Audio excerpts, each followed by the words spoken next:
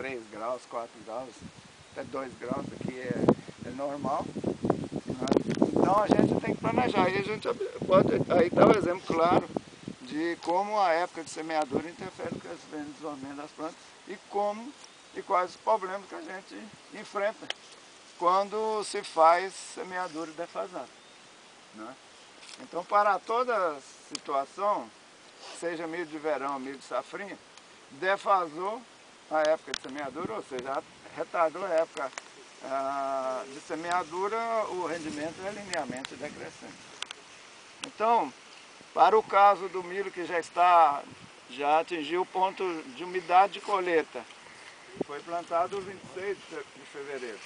Isso é dependente de quê? De planejamento da cultura anterior, né? Então isso que a gente enfatizou bem lá. E em termos de lavoura comercial, quando você trabalha com milho e soja, tem que decidir se você vai plantar milho e safrinha. Porque a cultura em todos os períodos ela é dependente da época de semeadura. Mas na safrinha é mais complicado, porque certamente ocorre abaixamento de temperatura, e o abaixamento de temperatura influencia diretamente o crescimento e desenvolvimento da planta. Se a gente começar a observar detalhadamente cada uma dessas épocas de semeadura, a gente vai ver que o retardamento afetou a altura de planta, afetou o crescimento e desenvolvimento da mesma, e isso certamente tem reflexo com a produtividade.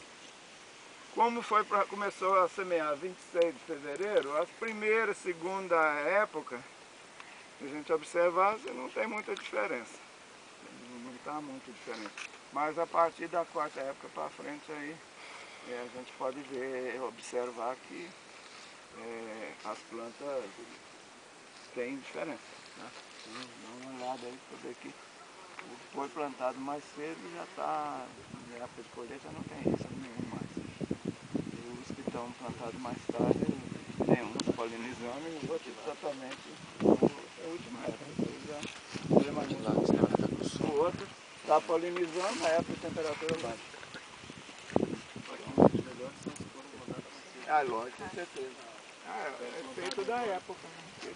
Você vê que o que foi plantado mais tarde, ou está assim, extremamente defasado para a última época, ou esse outro que está polinizando no período de temperatura extremamente baixa. Então, se ocorrer polinização, porque o dia hoje está até bom, né? Teve frio de manhã, mas agora à tarde está a temperatura que é razoável.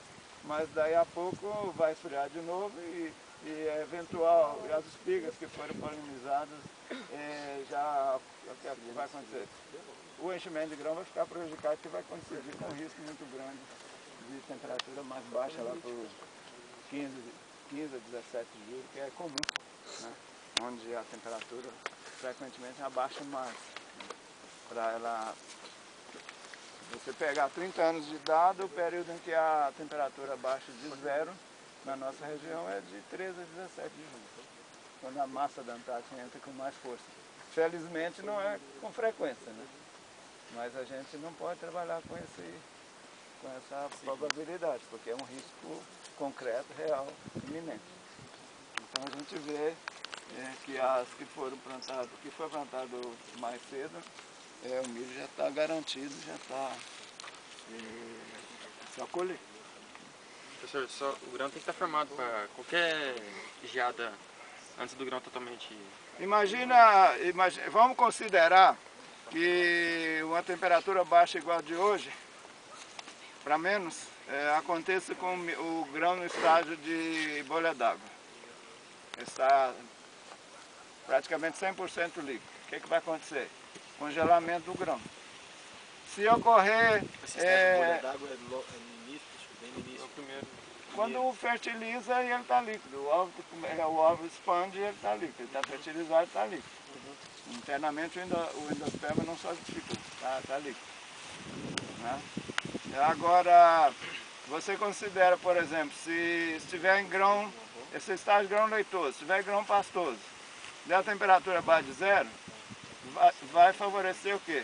O grão não completa totalmente, temperatura baixa, mas umidade alta propicia patógenos, isso vai dar muito grão que chama grão ardido.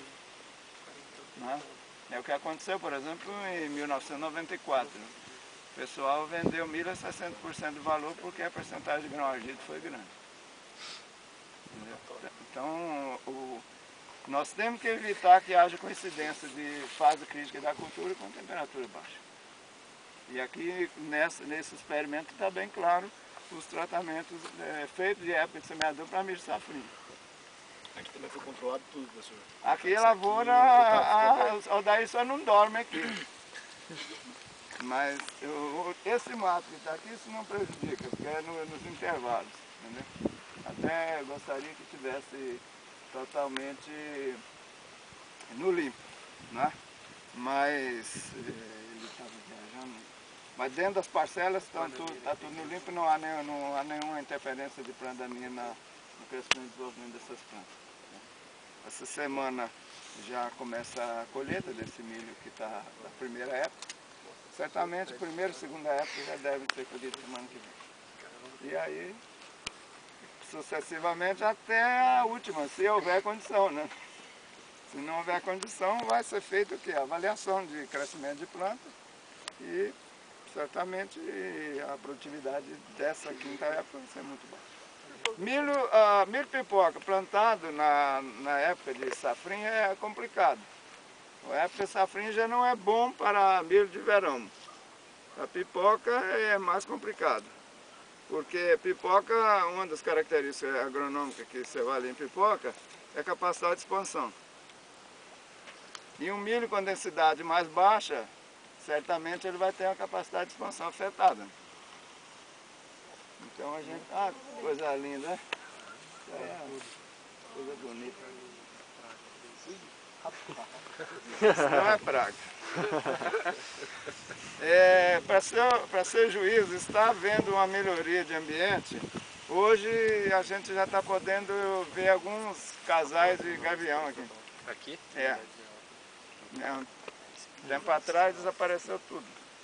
Carcarazinho? É, bem grande. Bem grande. Bom, então, para milho pipoca, safrinha não é bom. Esse ano as condições estão favoráveis e aí a gente reforça, né? Se a condição ambiental para milho não é favorável, milho safrinha, fica muito mais influenciado em época de semeadura. Para todas, tanto verão quanto safrinha, mas safrinha é muito mais evidente. A gente pode ver aí. O que foi plantado mais cedo, a lavoura já está garantida e certamente a coisa vai melhor.